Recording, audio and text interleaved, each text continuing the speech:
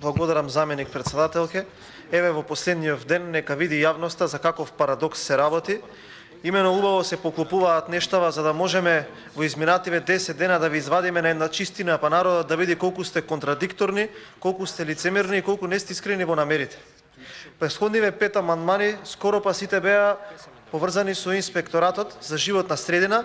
Онаму само да ја потсетам македонската и скопската јавност, каде што директорка беше Ана Петровска, инаку функционер од партијава Дом на зелените, каде што ја избркаа пред избори. Женава освои во градот Скопје 9000 гласа и ставија таму некој си од партијата кој што бил идолопоклоник на ликот и делото на Маја Морачани. И претходниот пат кога ја повикав да дојде председателката на партијата на зелените и да ги подржи амандманите кои што беа во насока на заштита на животната средина, поднесени од ОДВА иницијативата и Зелената интерпарламентарна група, се повика пауза, дојде председателката на Дом видно вознемирена зашто сум ја споменувал, па ќе биде вака, па ќе биде така, па тука 3 сата ја трпевме да ни објаснува како се направила стратегија, како се направил план и како се направила програма и ете таа нешто превземала. Јавноста може да види дека зелените партии во владата, ДУИ и Дом, не прават ништо за заштита на животната средина, освен тоа што бараат да се обезбедат средства и гласаат за буџет кој што ќе обезбеди само тендери, со кои што тие партии ќе бидат платени да учествуваат во владата. Замислете, на Маја Морачанин, партијата на Дом, една од зелените партии, поважно и било, наместо да гласа и да лобира, да се обезбеди амандман од 50 милиони денари, за да може тој инспекторат, каде што и еден од незините подржувачи во самата партија, да се обезбедат, уште еднаш ќе повторам, 50 милиони денари за да може понормално да функционира. Тоа не е било важно. Не е важно на Маја Морачанин да се обезбедат 4 милиони и 800 илјади денари за да се вработат 8 нови инспектори, за да може тој инспекторат да си ја врши работата, но и било важно, замислете, 2 милиони денари за промена на возен парк, од кој што, замислете, ние ќе треба по ова образложение во амандманот уште да и се извиниме.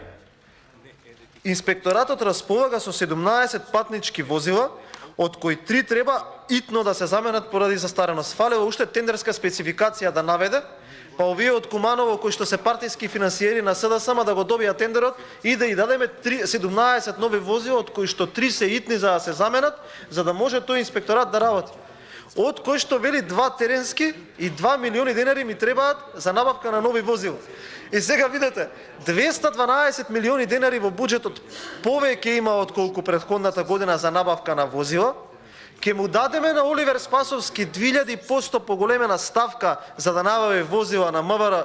Повторно ќе кажам од онаа кумановска компанија која што им ги финансираше изборите, која што е задолжена како по дефолт да ги добива тендериве, но нема да има, замислете, возила за инспекторатот за животна средина. Сега, заради тоа што министерот секогаш не упатува на која програма да се упатат институциите за кои што ние бараме средства, и колешкиве и колегите од мнозинството знаат често да не упатат каде да аплицираат општините за средства и покрај тоа што 4 години шајка не заковале, јас сега ќе ја упатам, ќе го упатам директорот на инспекторатот со писмено барање да си се обрати до Агенцијата за заплен тимот на Република Македонија и агенцијата да му обезбеди 2 теренски возила без пари.